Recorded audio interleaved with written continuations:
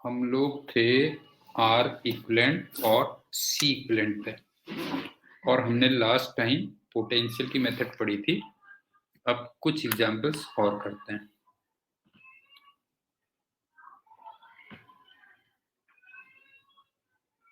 Suppose करो ये 3 resistance हैं,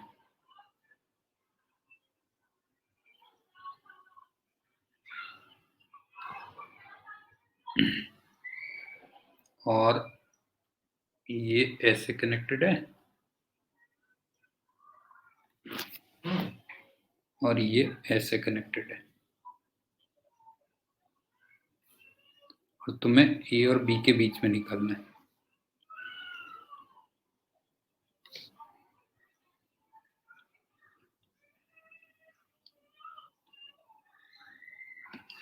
और ईच रेजिस्टेंस आर है।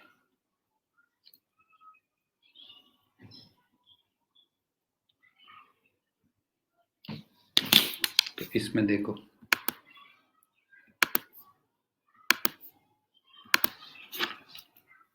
अगर मैं ये वाले एंड देखूं ना,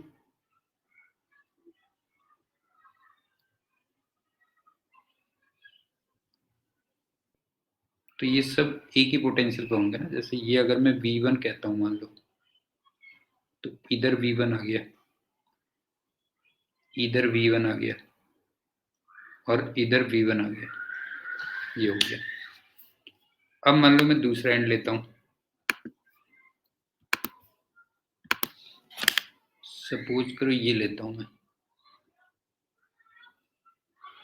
तो ये ऐसे कनेक्टेड है।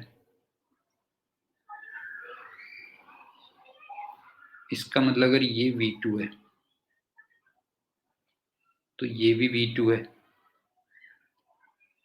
इधर भी V2 है, और फाइनली इधर भी V2 है। तो अल्टीमेटली अगर आप तीनों रेजिस्टेंस के अक्रॉस देखोगे तो तुम्हें V1 difference V1 difference V2 दिख रहा होगा, बस हो गया। आप देखो ना, इसमें भी V1 V2 दिख रहा है, इसमें भी V1 V2 दिख रहा है, और इसमें भी V1 V2 दिख रहा है। तो इसका मतलब सारे के सारे रेजिस्टर्स, ऑल 3, वो पैरेलल में आ गए। बस हो गया।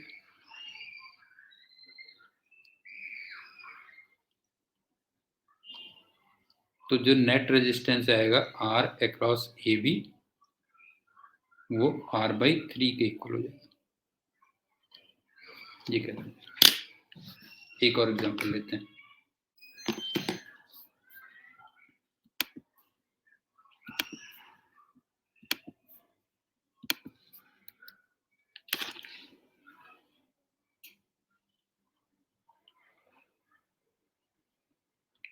एक तुम्हें इस टाइप से दिया होता है कि जैसे ये ऐसे प्लेट्स हैं,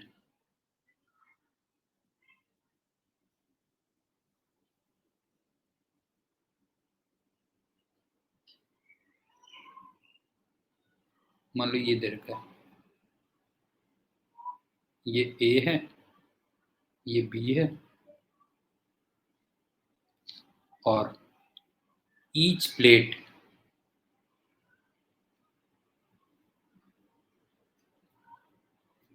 इसका एरिया तो दे रखा है A, और 2 प्लेट्स के बीच की डिस्टेंस दे रखी है D, और हमें C अक्रॉस AB निकालना कितना होगा। इसको भी हम पोटेंशियल मेथड से करते हैं।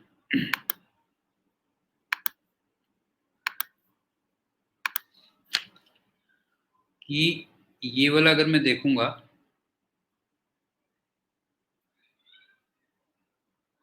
तो ये प्लेट्स एक ही पोटेंशियल पे है ना। जैसे देखो ये V1 है मान लो, तो फिर ये V1 आ गया और ये V1 आ गया। और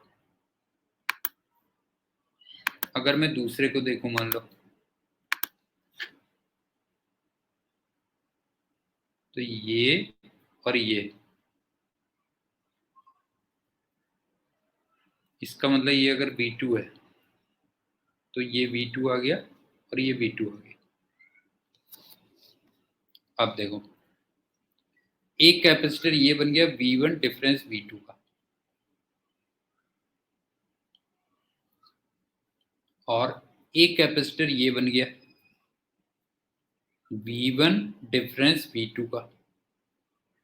लेकिन बीच वाले में V2 और V2, इसका मतलब ये शॉर्ट सर्किट हो गया।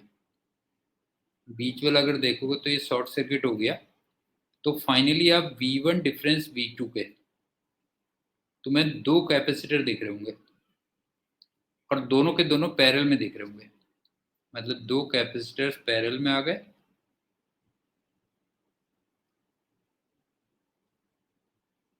इसका मतलब जो सी ए बी नेट आ गया और 2C आ गया,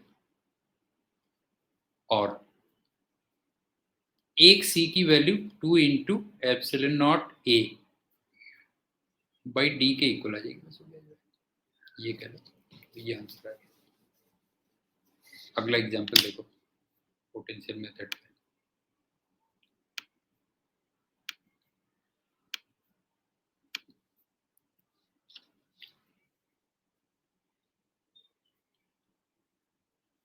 सपोज करो ये दो प्लेट्स हैं और इनके ठीक बीच में ये वाले में K1 है, ये K2 है, और ये K3 है, और ये जो डिस्टेंस है ये D/2 और D/2 है।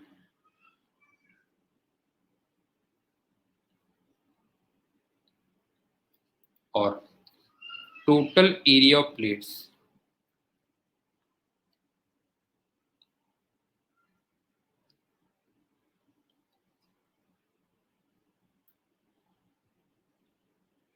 वो A दिया था, और तुम्हें फाइनली ये मान लो A है, ये B है, तो तुम्हें CAB फाइंड करना था कि कितना होगा। तो इसमें देखो मेन जो पॉइंट है ना वो ये है कि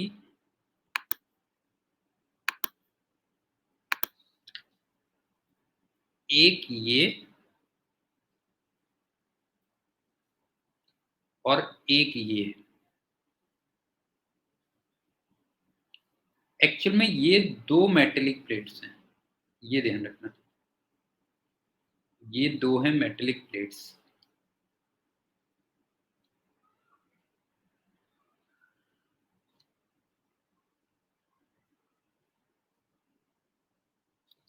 और बीच में जो आप लाइंस देख रहे हो,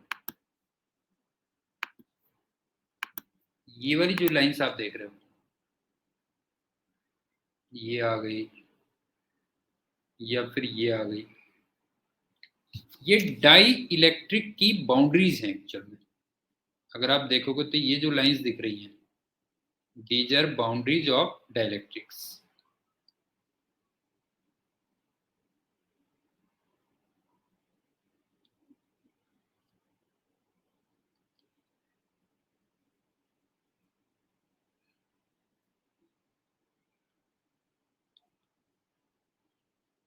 और मेटेलिक प्लेट की एक प्रॉपर्टी होती है कि वो सेम पोटेंशियल पे होती है, ध्यान रखना। बाउंड्रीज पे वो नहीं होता, डायलेक्ट्रिक पे हम ऐसा कुछ रूल नहीं करते। मेटेलिक जो प्लेट होती है वो सेम पोटेंशियल पे होती है। इसका मतलब ये हुआ कि अगर मैं इस वाले को, मान लो इस वाले को मैं V1 पोटेंशियल कहता हूं, तो फिर ये भी V1 पोटेंशियल हो गया, और ऑब्वियस सी बात है ये तो V1 हो गई होगा। और अगर मैं इस वाले को V2 पोटेंशियल कहता हूं, तो फिर ये वाला भी V2 पोटेंशियल होगा।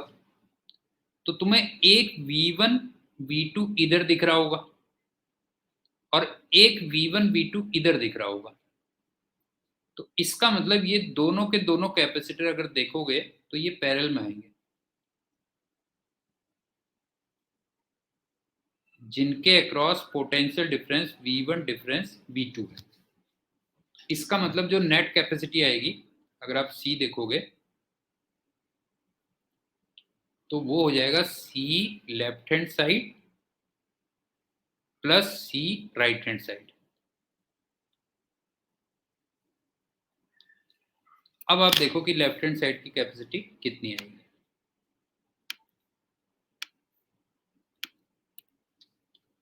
लेफ्ट हैंड साइड में देखोगे तो डी तो डिस्टेंस है, a/2 एरिया है, और पूरे में K1 डाइलेक्ट्रिक फील्ड है, ठीक है ना, पूरे के पूरे में K1 डाइलेक्ट्रिक फील्ड है। तो ये कुछ ऐसा आ जाएगा, K1 epsilon not a/2 upon D. अब राइट हैंड में आ जाओ। राइट हैंड में d/2 तक K2 फिल है और d/2 तक K3 फिल है और डिस्टेंस d है।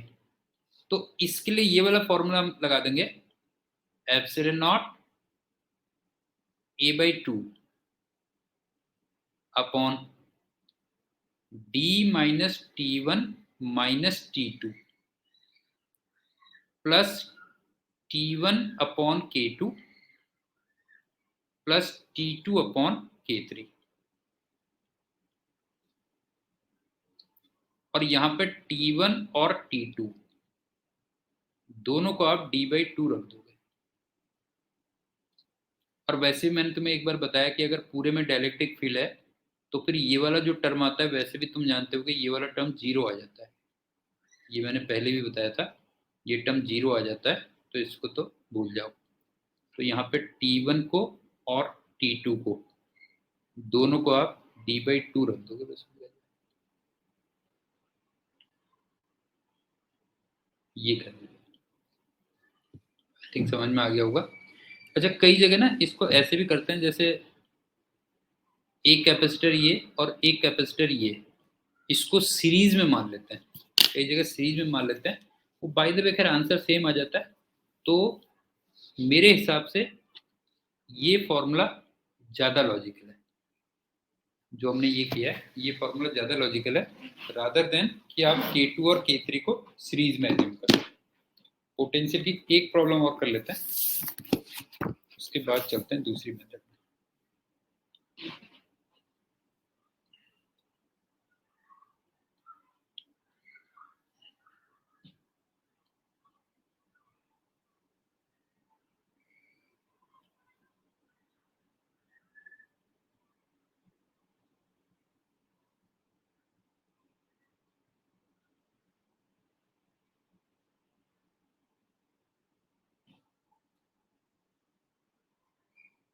ये A, ये B, ईच कैपेसिटर C, और हमें C अक्रॉस A भी फाइंड करना है कितना होगा। अभी मैं सारी की सारी पोटेंशियल मेथड पे बेस्ड क्वेश्चंस करवा रहा हूँ। तो देखो ये, इसको मैं V1 कह देता हूँ, ये आ गया। उसके बाद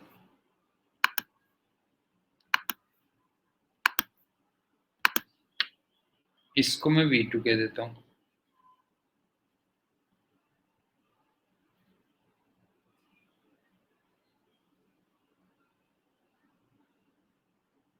ये V2 आ गया।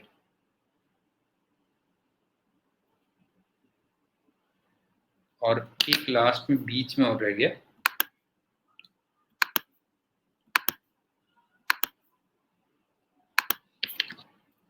इसको मैं V3 कह दे रहा हूँ।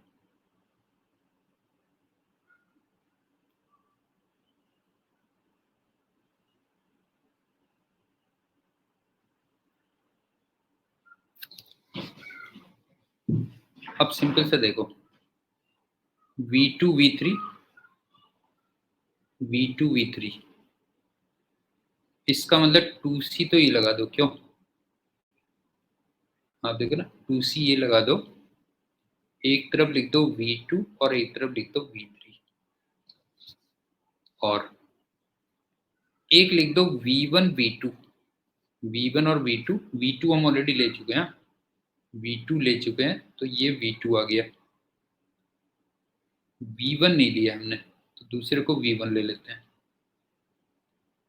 ये C आ गया। और एक हमने लिखना है V1 V3, V1 V3, और V1 और V3 दोनों हम ले चुके हैं ऑलरेडी। तो देखो V1 की प्लेट यहां से लगा दो और V3 की प्लेट यहां से लगा दो, ये भी C हो गया।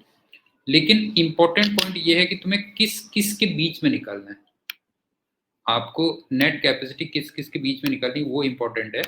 तो तुम्हें जो कैपेसिटी निकालनी थी वो V1 और इधर V2 था, V1 और V2 के बीच में निकालनी थी। इसका मतलब ये वाला पॉइंट और इस पॉइंट के बीच में, इन दोनों के बीच में निकालनी थी। तो तुम्हें दिख रहा होगा ये 2C और C, ये सीरीज में दिख रहे होंगे, क्यों? ये दोनों सीरीज में दिख रहे होंगे, तो सीरीज में हो जाएगा C1 C2 upon C1 plus C2। इसका मतलब 2C into C upon 2C plus C, तो ये तो आ गया 2/3C। और उसके बाद ये वाला C उसके साथ में पैरेलल में दिख रहा होगा, 2/3 के साथ में पैरेलल में दिख रहा होगा। तो इसका मतलब जो नेट आ जाएगा वो आ जाएगा 2/3C प्लस C। इसका मतलब 5/3C, ये आंसर आ जाएगा। तो मेरे ख्याल से पोटेंशियल मेथड समझ में आ गई होगी। अब चलते हैं मेथड 2।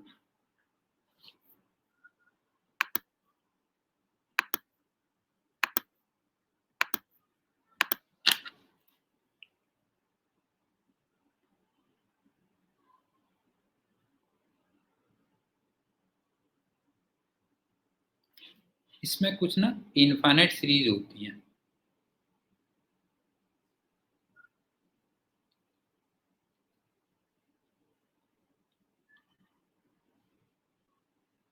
वो एग्जांपल से समझ में आएगा। कैसे? देखो, मान लो एक रेजिस्टेंस ये है,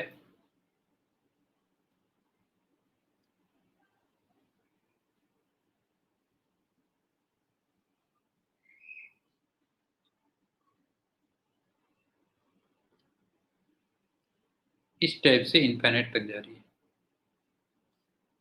और ये सपोज करो R है, ये 2R है, ये R है, ये 2R है, एंड सो ऑन। और तुम्हें ये A और B के बीच में निकालना है। R अक्रॉस AB कितना है ये फाइंड करना है।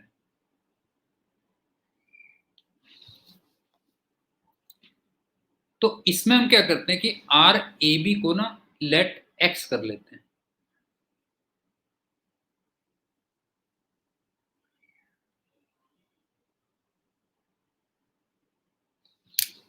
तो एक तरीके से तुम्हें एक्स ही फाइंड करना है ना, नहीं अगर तुम देखोगे तो इसका मतलब तुम्हें एक्स की वैल्यू फाइंड करनी है कि एक्स की वैल्यू कितनी है।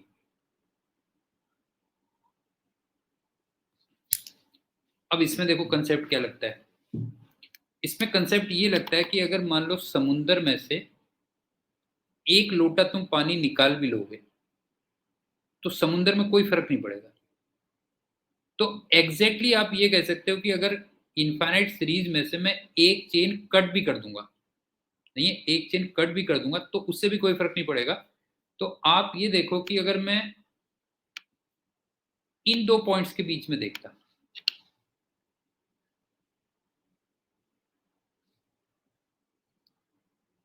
तो वो फिर से वही चेन हो रही है। देखो R2R R2R and so on. और जिसको मैंने एक्स एज्यूम किया था, नहीं है जिसको मैंने एक्स एज्यूम किया था, इसका मतलब इस पूरे पोर्शन को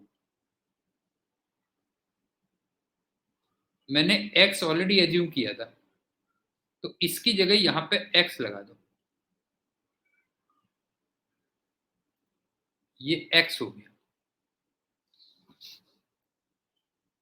अब सुनो, ये 2r और ये x ये पैरेलल में आ गए, और फिर ये r उसके सीरीज में आ गया।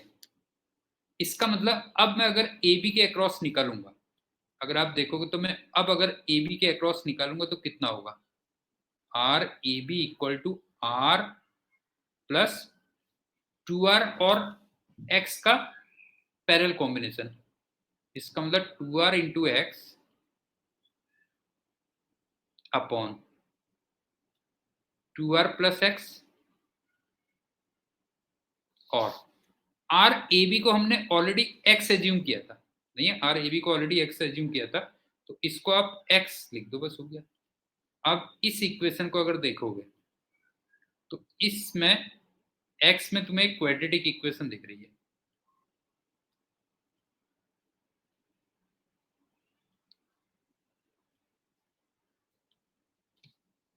उसको सॉल्व कर लेना, और जो पॉजिटिव वैल्यू आती है, इसमें एक पॉजिटिव आती है एक नेगेटिव आती है, तो जो भी पॉजिटिव वैल्यू ऑफ x होगी, वैल्यू ऑफ x, वही तुम्हारा आंसर। आई थिंक समझ में आ गया होगा कि इनफाइनाइट सीरीज का जो भी नेट वैल्यू आती उसको मैंने x मान लिया, तो हमें x की ही वैल्यू निकालनी थी, फाइंड करनी थी।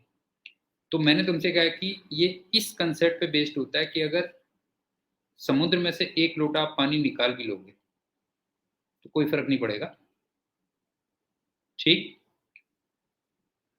तो आपने एक चेन को हटा के उसकी जगह x लिख दिया, और फिर रिजल्टेंट वैल्यू निकाली a और b के बीच में कितनी हुई, और उसको फिर से x लिख दिया आपने। तो x में आपको क्वाड्रेटिक इक्वेशन मिली, और उसको सॉल्व किया, फिर जो भी तुम्हारा पॉजिटिव आंसर आया वो फाइनल आंसर होगा, ये कर लो। लेकिन इसमें दो इंपॉर्टेंट पॉइंट्स है, वो सुन लो क्या है।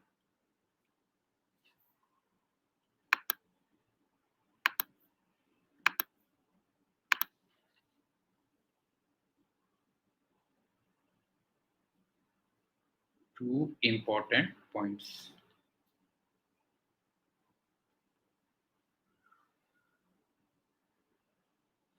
पहला, एक तो जो तुमने कट मारा था ना, जहां से हटाया था बेटा जो है सीरीज को, वो जो कट पॉइंट्स है वो बहुत इंपॉर्टेंट है। ऐसे नहीं कि हवा में तुमने कहीं भी जो है कट मार दिया, ऐसा नहीं करना। तो जो कट पॉइंट्स है,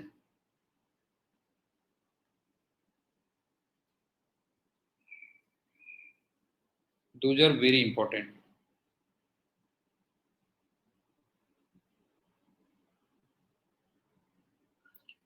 मतलब उसका एक सिंपल सा रूल ये है कि कट पॉइंट्स ऐसे होने चाहिए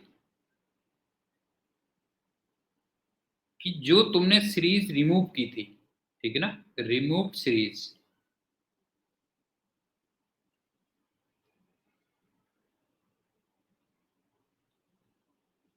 वो ओरिजिनल सीरीज के आइडेंटिकल होनी चाहिए, आइडेंटिकल टू ओरिजिनल सीरीज,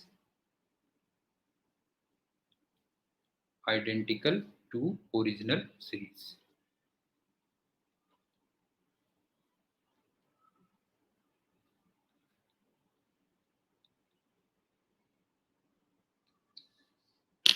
एक बार दोबारा सुन लो। इस टाइप की इनफाइनाइट सीरीज की जो प्रॉब्लम्स होती हैं उसमें मैंने तुम्हें बताया कि कट पॉइंट बहुत इंपॉर्टेंट होते हैं। ऐसा नहीं कि तुमने कहीं भी कट मार दिया। तो मेन उसमें कंसेप्ट ये है कि जहां पे आप कट करोगे और जो सीरीज रिमूव करोगे वो बिल्कुल ओरिजिनल सीरीज से मैच करनी चाहिए। जैसे मैं दो फिगर बनाऊंगा तो तुम्हें अपने आप समझ में आ जाएगा। एक फिगर तो जैसे हमारी यही वाली थी,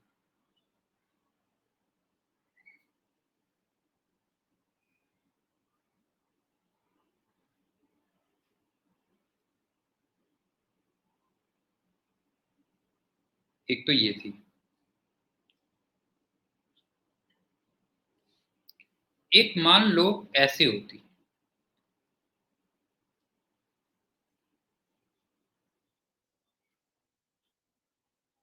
सॉरी,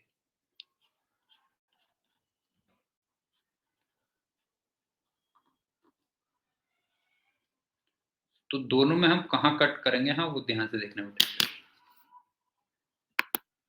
पहली वाली जो सीरीज है वो कैसी है, देखो, horizontal vertical, horizontal vertical, horizontal vertical, ये ओरिजिनल सीरीज है। तो इसमें जो तुम कट मारोगे, अगर आप देखोगे तो इसमें कट कहां पे मारोगे, देखो इसमें तुम यहां पे कट मारो,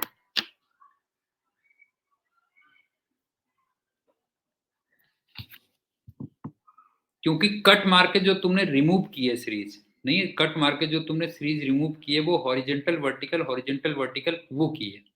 मतलब ओरिजिनल सीरीज भी ये थी, horizontal vertical horizontal vertical horizontal vertical ये थी, और जो तुमने रिमूव की है वो सीरीज भी हॉरिजेंटल वर्टिकल ये है, कह लो जो है। तो इसका मतलब इसकी जगह तुम एक्स लिखोगे। अब नीचे वाले में देखो, पहले वर्टिकल आ रहा है, vertical horizontal, vertical horizontal, vertical horizontal, इस टाइप से चल रहा है। इसका मतलब कट करने के बाद जो रिमूव होनी चाहिए सीरीज वो भी इसी को फॉलो करनी चाहिए, vertical horizontal and so on.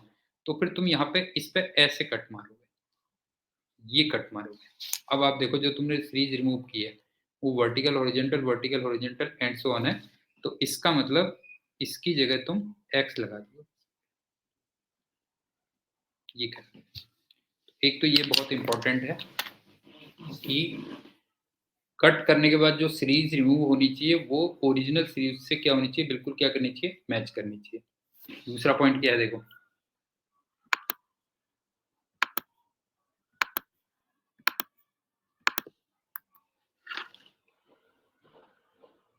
दूसरा पॉइंट ये है कि मान लो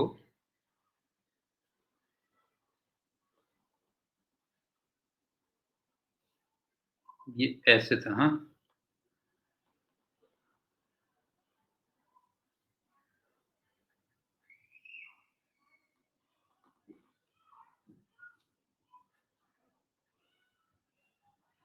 मान लो इसको मैं ऐसे मान लेता हूं, ये आर है ये भी आर है, फिर ये एन आर है, फिर ये भी एन आर है, फिर ये एन स्क्वायर आर है, फिर ये एन स्क्वायर आर है, एंड सो ऑन।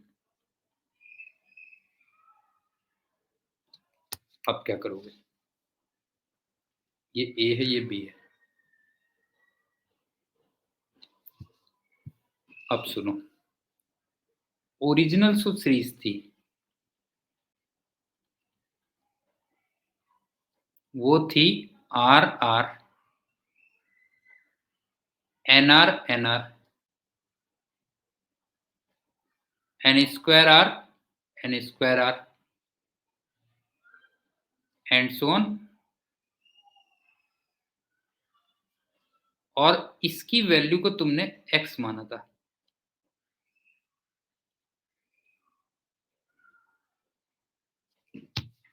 इसकी वैल्यू को एक्स माना था। अब इसमें सबसे पहले तो वही हुआ कि तुमने कट कहां पे लगाना, वो बहुत इंपॉर्टेंट है। तो मैंने तुमसे कहा था कि कट लगाने के बाद जो सीरीज तुम रिमूव करोगे वो ओरिजिनल से बिल्कुल मैच करनी चाहिए, और यहाँ पे जो ओरिजिनल है वो horizontal then vertical, horizontal then vertical and so on है। तो इसका मतलब रिमूव करने के बाद वही होना चाहिए, हॉरिजेंटल वर्टिकल। तो पहली बात तो यहाँ पे तुम इधर कट मारोगे, लेकिन अब आप ये देखो कि जो रिमूव सीरीज है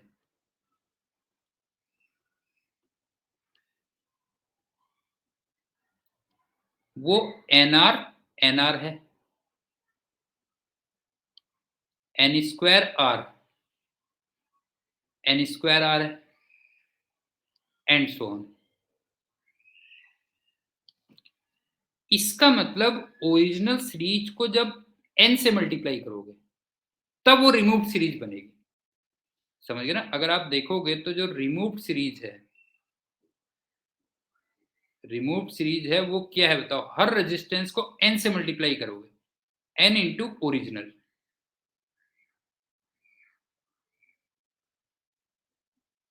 ओरिजिनल सीरीज के हर रेजिस्टेंस को जब एन से मल्टीप्लाई करोगे तब तुम्हें रिमूव सीरीज मिलेगी। अब ओरिजिनल का हमने वैल्यू x मानी थी, इसका मतलब रिमूव्ड सीरीज की वैल्यू कितनी हो जाएगी बताओ? रिमूव्ड सीरीज की अगर वैल्यू देखोगे तो वो n टाइम्स x हो जाएगी बस, हो गया। ये ध्यान रखना है तुम्हें। तो इसका मतलब जब तुमने रिमूव किया तो यहाँ पे अब तुम लिखोगे n times x।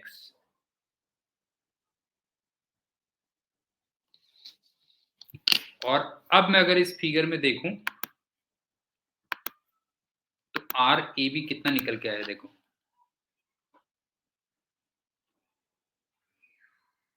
Are A B आए, ये दोनों के दोनों तो पैरेलल में आ गए और ये उसके साथ सीरीज में आ गया। क्यों? तो ये आ गया R plus R N X upon R plus N X. और आर ए बी को हमने एक्स एज्यूम किया था। क्यों? आर ए बी को हमने एक्स एज्यूम किया था, तो यहां से तुम एक्स फाइंड कर लो।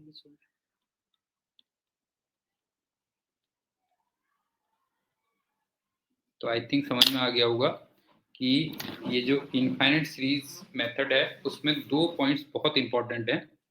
एक तो तुम्हें कट कहाँ पे लगाना है, एक तो वो बहुत इंपॉर्टेंट है।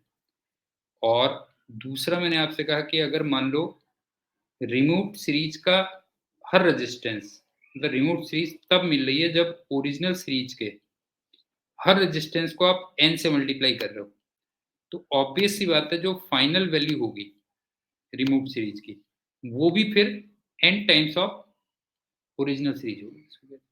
ये अब चलते हैं थर्ड मेथड।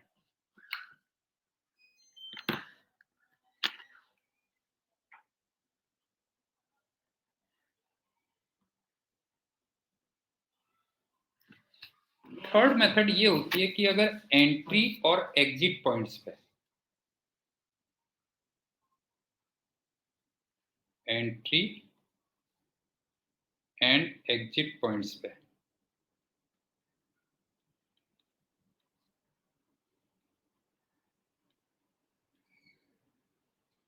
अगर सिमेट्री है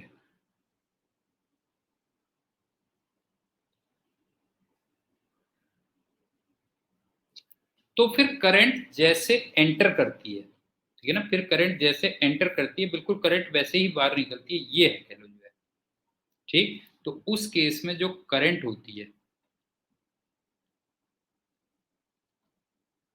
वो एंट्री और एग्जिट पॉइंट्स पे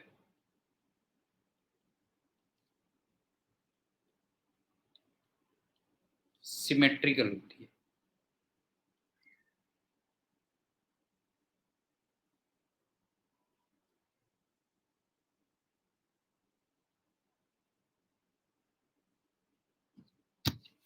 अच्छा, ये तो रेजिस्टेंस के केस में हो गया।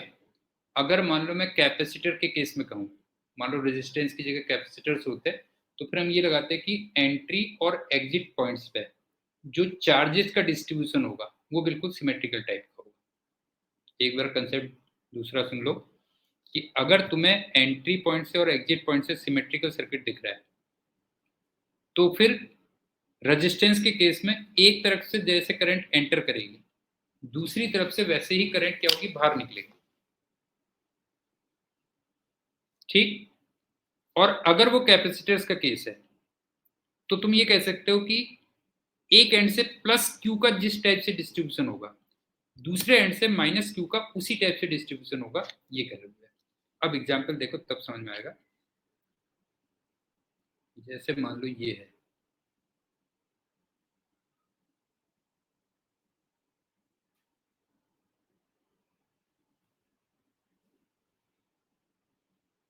अब इसमें रेजिस्टेंस, हर किसी में रेजिस्टेंस है।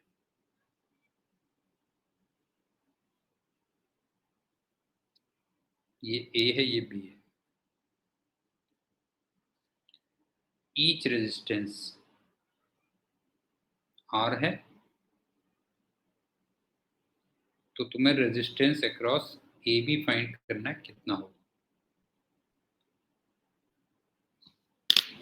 अब इसमें देखो क्या है,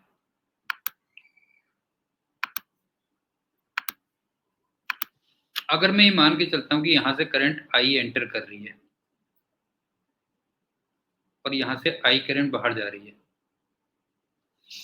तो तुम्हें एंट्री और एग्जिट पॉइंट्स पे सिमेट्री दिख रही होगी। आप देखो ना, एंट्री और एग्जिट पॉइंट्स पे सिमेट्री दिख रही होगी। इसका मतलब एंटर करते समय करंट जैसे डिस्ट्रीब्यूट होगी, जैसे मान लो मैं ये मान के चलता हूं कि यहाँ पे I1 है और ये I2 हुई, तो लौटते समय भी करंट बिल्कुल एग्जैक्टली उसी पैटर्न में वापस आएगी। इसका मतलब यहां से I1 आएगी और यहां से I2 आएगी। अब देखो इससे फायदा क्या हुआ। अब इससे फायदा ये हुआ कि अगर मैं इस वाले वायर को देखूं, अगर मैं ये वाले वायर को देखूं, हाँ ध्यान से देखना बेटा, जो है ये वाले वायर को, इसमें यहां से करंट I2 आ रही है और फिर यही करंट I2 इधर चली जा रही है। इसका मतलब ये जो जंक्शन, अगर मैं इसको थोड़ा ऊपर भी कर दूं तो उससे कोई फर्क नहीं पड़ रहा। देखो आप देखो ना, ये कोई फर्क नहीं पड़ रहा। ये देख लो, मतलब यहां से मैं अगर थोड़ा सा हटा भी दूं जंक्शन तो कोई फर्क नहीं पड़ा, लेकिन हमारा सर्किट थोड़ा सिंपल हो जा रहा है। आई थिंक समझ में आ रहा होगा। ये I2 करंट डायरेक्ट निकल जा रही है बेटा, जो है I2 करंट डायरेक्ट निकल जा रही है, तो फिर हमारा सिंपल सर्किट हो जा रहा है। मतलब ये ऐसे बन जा रहा है कुछ, अगर देखोगे तो ये ऐसे बन गया ना। फिर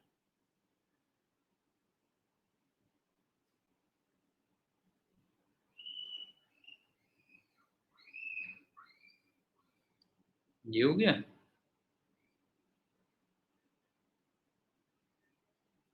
ये हो गया, थोड़ा सा सिंपल सर्किट बन गया। अब सिंपल है, बस हो गया। ये देखो, ये आर है, ये आर है, ये आर है, आर, आर, आर और आर। अब ये दोनों तुम्हें सीरीज में दिख रहे होंगे तो 2R हो गए, और फिर ये 2R और ये आर, ये तुम्हें पैरेलल में दिख रहे होंगे, तो R1 R2 upon R1 plus R2, इसका मतलब 2/3R हो गए।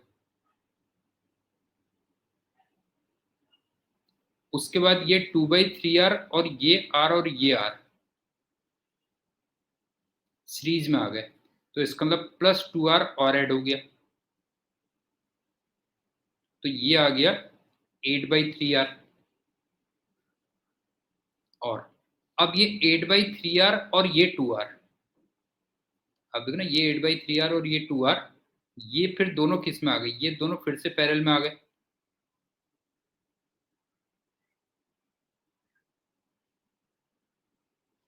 तो इसका मतलब ये हो गया 8/3 into 2 upon 8/3 plus 2 into R, ये हो गया। 3 से मल्टीप्लाई कर देते हैं तो 16 ऊपर आ गया और 14 नीचे आ गया। 16 ऊपर 14 नीचे, तो मेरे ख्याल से 8/7 आ गया।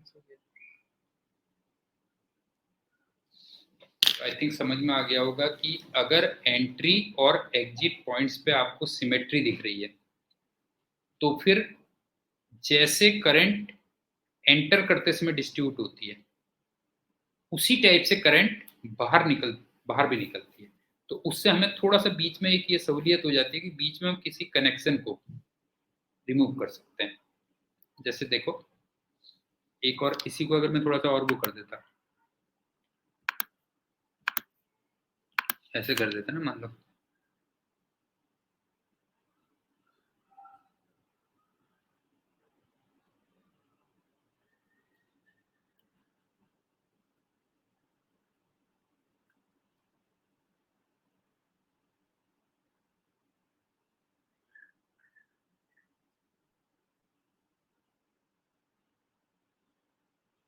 ये कर देता, मान लो उसी को मैंने नीचे भी वो कर दिया। तो देखो इसको सिंपल कैसे कर लेते बेटा, जो है इसको सिंपल ऐसे कर लेते, ये ये फिर यहाँ से एक ये हो गया। इसी टाइप से इधर आ जाएगा।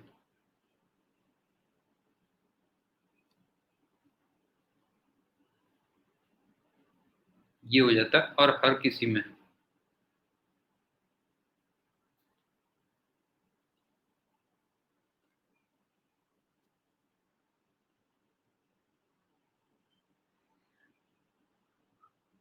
ये हो जाता। ये ए है, ये बी है। अभी हमने पिछले एग्जाम्पल में देखा था, तुम याद करो पिछले एग्जाम्पल में क्या था बेटा जो है,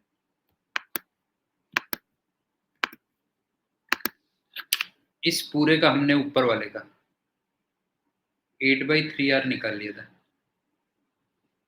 और इस पूरे का भी 8/3R आ जाएगा। तो इसका मतलब ये दोनों के दोनों पैरेलल में आ जाएंगे।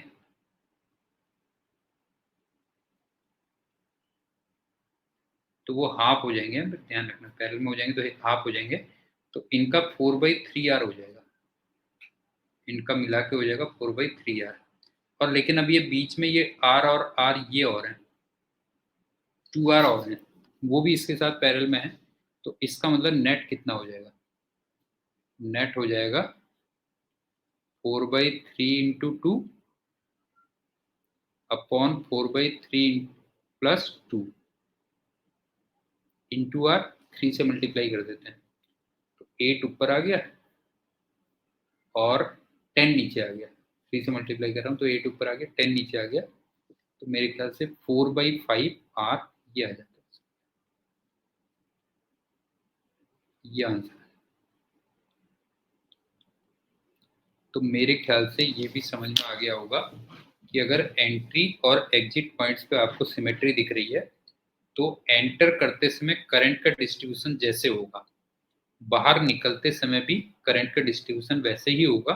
तो इससे हमें फायदा थोड़ा ये हो जाता है कि बीच में हमें थोड़ा कई बार सिंपल क्या होता है, सर्किट क्या होता है, थोड़ा सिंपल हो जाता है। अब चलते हैं नेक्स्ट मेथड।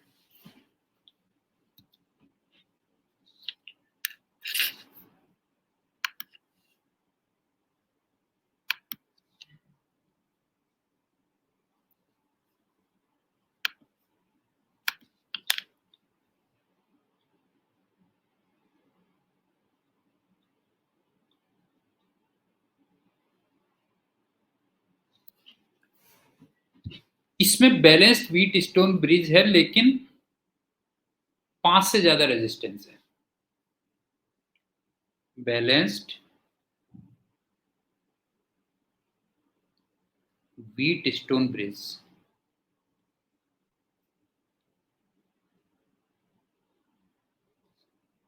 और मोर देन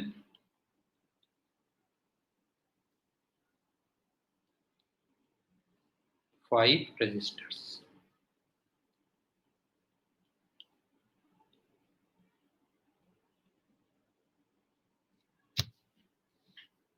जैसे देखो क्या है,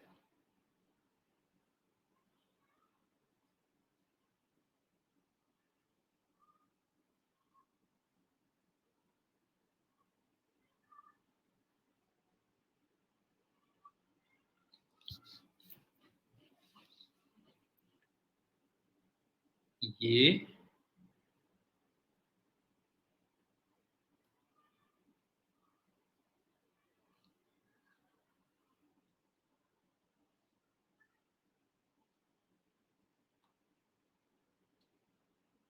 ए है, ये बी है, और रेजिस्टेंस कुछ ऐसे दिए हुए हैं R 2R 2R 4R 4R 8R 8R 16R, मान लो ऐसे दे रखे हैं। अब तुम्हें देखो, तुम्हें कुछ बैलेंस बीट स्टोन ब्रिज दिख रहा होगा ना, जैसे R अपॉन 2R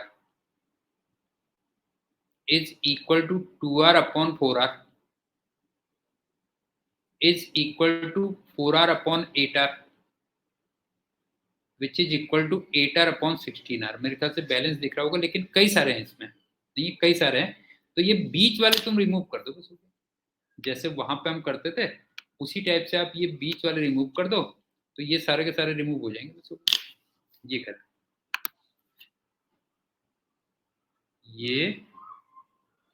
ये और ये, इनको रिमूव कर दो सारे के सारे।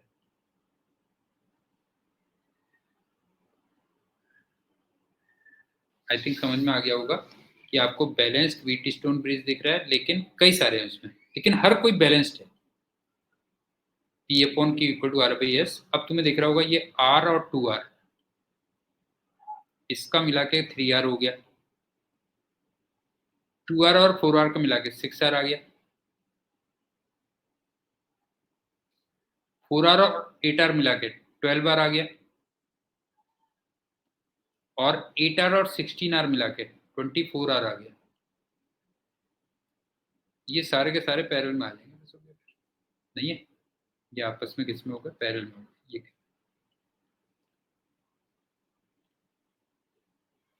तो मेरे ख्याल से ये भी समझ में आ गया होगा कि अगर बैलेंस्ड व्हीट स्टोन ब्रिज है लेकिन उसमें कई सारी ब्रांचेज है तो कोई फर्क नहीं पड़ता उससे।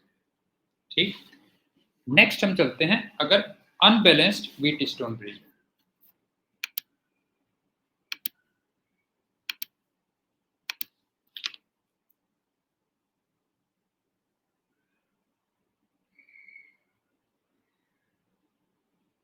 अनबैलेंस्ड व्हीट स्टोन ब्रिज,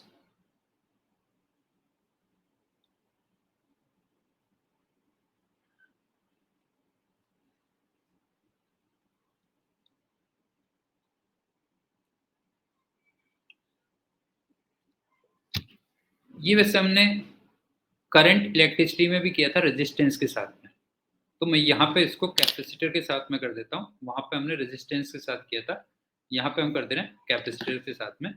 वो देखो क्या है,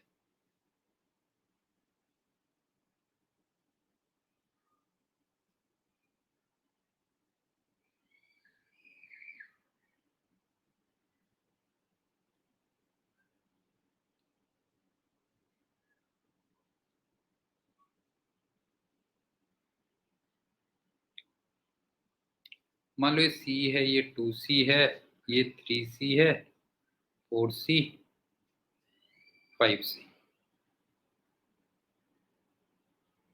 ये A है, ये B है। अब तुम्हें देख रहा होगा ये अनबैलेंस्ड व्हीट स्टोन ब्रिज है।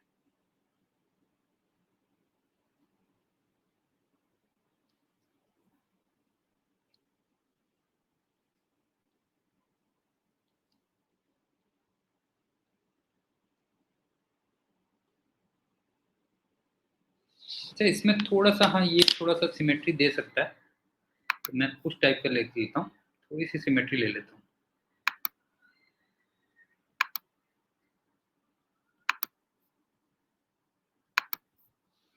जैसे फॉर एग्जांपल ये 2C हो गया, ये C हो गया, ऐसे मान लेते हैं। ठीक है, इस टाइप से मान लेते हैं, थोड़ा बहुत सिमेट्री है।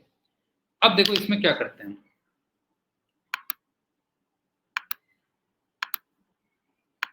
इसमें आपने ये माना कि इधर से मान लो प्लस क्यू चार्ज आया कहीं से बैटरी से,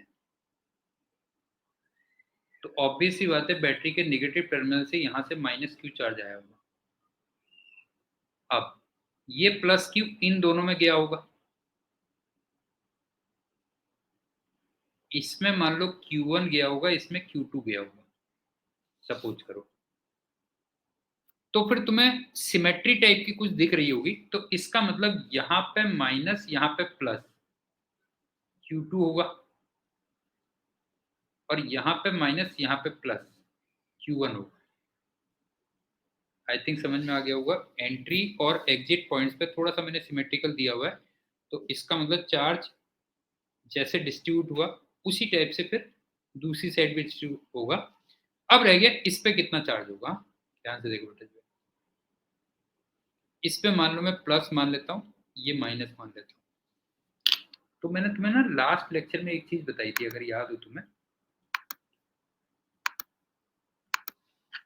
कि ये 3 प्लेट्स,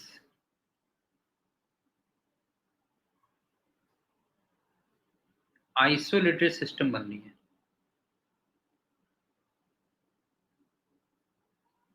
तो इसका मतलब इसमें समेशन क्यू फाइनल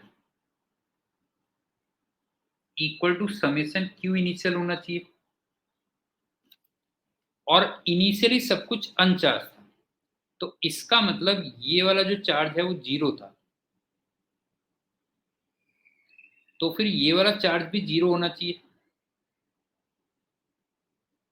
और मान लो इसमें मैं क्यू मान लेता हूँ, कैपिटल क्यू मान लेता हूँ, तो इस पे देखो क्या होगा, प्लस का क्यू प्लस का Q2 माइनस का Q1, ये 0 आ गया, तो Q तुम्हें पता चल गया, Q आ गया Q1 माइनस Q2।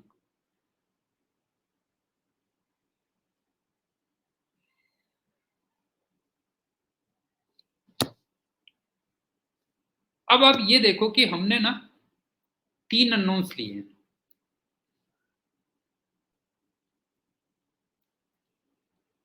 3 अननोन्स,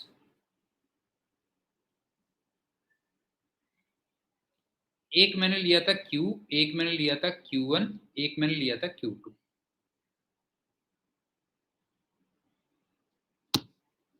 अच्छा, हम फर्स्ट लॉ को जितना निचोड़ सकते थे उतना निचोड़ सकते, निचोड़ चुके हैं ऑलरेडी, क्योंकि मैंने वो आइसोलेटेड सिस्टम कर दिया, सब कुछ कर दिया, सिमेट्री लगा दी एंट्री एग्जिट पॉइंट पे, तो फर्स्ट लॉ को तो भूल जाओ। अब मेरे पास 2 इंडिपेंडेंट लूप्स हैं, अगर आप देखोगे ये 1 है, ये 2 है, तो 2 इंडिपेंडेंट लूप्स हैं,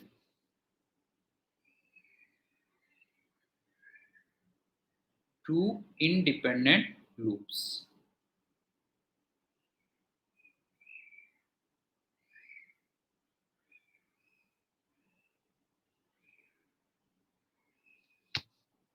और अननोन है 3, तो इसका मतलब 2 केवीएल इक्वेशंस बना सकते हैं, 2 केवीएल इक्वेशंस।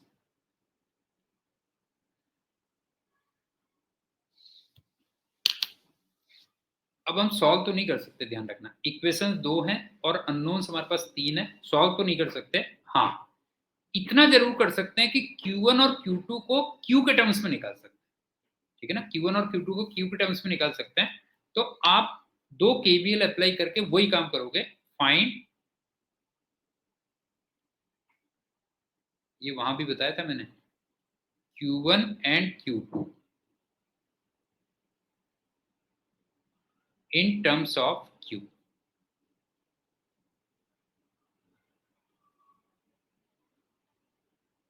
और मैं चलो लेट कर लेता हूँ, लेट Q1 को मैंने ले लिया अल्फा Q, और Q2 को मैंने ले लिया बीटा Q, और ऑब्वियस सी बात है अल्फा और बीटा दोनों के दोनों लेस देन 1 होंगे ना, क्योंकि Q से ही तो डिस्ट्रीब्यूशन हुआ कि नहीं हुआ, मतलब जो है Q1 को मैंने अल्फा Q ले लिया और Q2 को ले लिया बीटा Q। तो अब आप ये देखो कि अब क्या होगा, ये पूरे का पूरा जो सर्किट है,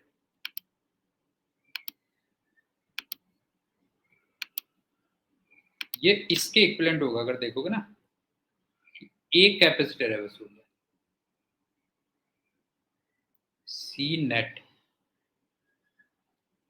और इधर से प्लस Q है और इधर से माइनस Q है, और ये A है और ये B है। तो अगर मैं इस वाली फिगर से, इस वाली फिगर से अगर मैं VAB निकालूं, तो वो तुम्हें समझ में आ रही होगी कि Q अपॉन C नेट आ रही होगी।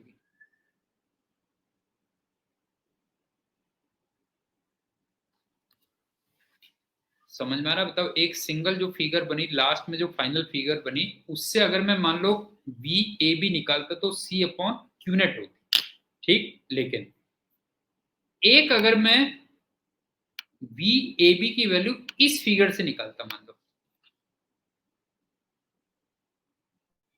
ऐसे चलता, मान लो, कलर थोड़ा चेंज करता हूं,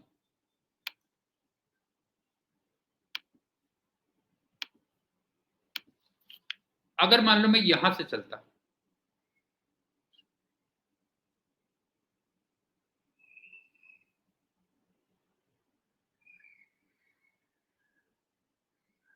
यहां से चलता, मतलब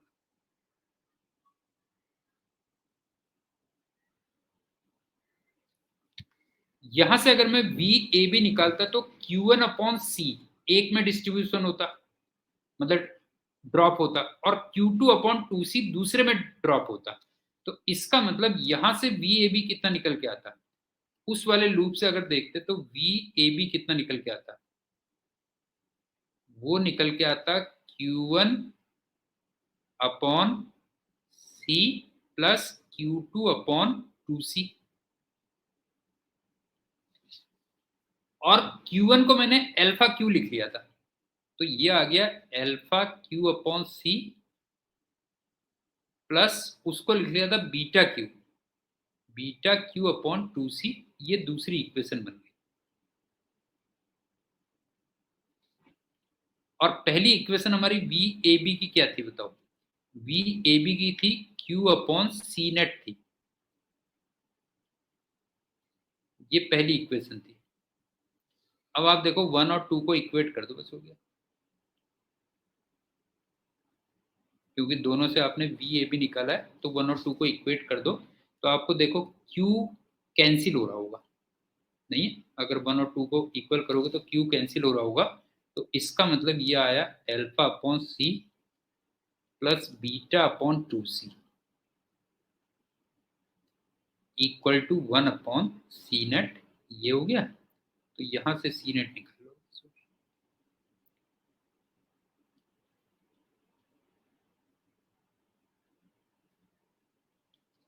ये क्या।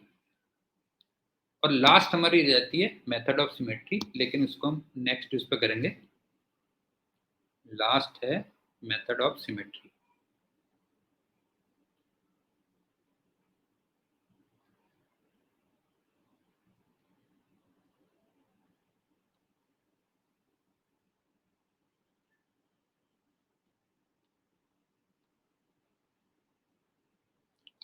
आज हमने एक तो पोटेंशियल मेथड को थोड़ा आगे एक्सटेंड किया, दूसरा मैंने इनफाइनाइट सीरीज वाला तुम्हें बताया, उसमें लेकिन दो इंपॉर्टेंट पॉइंट्स थे कि कट कहाँ पे लगाना, वो एक तो इंपॉर्टेंट था, और रिमूव करने के बाद अगर हर रेजिस्टेंस n से मल्टीप्लाई हो रहा है ओरिजिनल सीरीज के कंपैरिजन में, तो जो तुम्हारा फाइनल होगा, जैसे आपने पूरे को x माना था, तो कट करने के बाद तुम उसको nx लिखोगे। और एक मैंने बताया था कि अगर एंट्री और एग्जिट पॉइंट्स पे सिमेट्री हो, तो करंट जैसे एंटर करेगी वैसे ही बाहर निकलेगी, तो उससे हमें बीच में थोड़ा सा सर्किट सिंपल हो जाता है। एक मैंने तुमसे कहा था कि बैलेंस्ड व्हीट स्टोन ब्रिज है, लेकिन उसमें 4 से ज्यादा रेजिस्टेंस या कैपेसिटर्स हैं, लेकिन अगर बैलेंस्ड है तो कोई फर्क नहीं पड़ता, बीच के आप हटाते चले जाओ। और एक लास्ट मैंने तुम्हें बताया कि अगर एन बैलेंस्ड है लेकिन थोड़ा बहुत सिमेट्री है, तो मैंने 3 अननोन माने थे, क्यू, Q1 और Q2। दो लूप्स थे, क्योंकि फर्स्ट लॉ को हम जितना ले सकते थे उतना ले लिया था हमने। अब तुम सॉल्व तो नहीं कर सकते, लेकिन Q1 और Q2 को Q के टर्म्स में निकाल सकते थे, तो वो हमने निकाल लिया। उसके बाद हमने वी ए बी को दो तरीके से निकाला, एक तो रिजल्टेंट सर्किट से, और एक जो गिवन सर्किट था उससे कह लो, और उन दोनों को इक्वेट कर दिया, तो वहां से क्यू कैंसिल हो जाता है और सी नेट निकलता है। तो नेक्स्ट टर्न पे हम लोग सिमेट्री मेथड खत्म करने के बाद फिर मैग्नेटिक चैप्टर में आ जाएंगे। तब तक के लिए थैंक यू।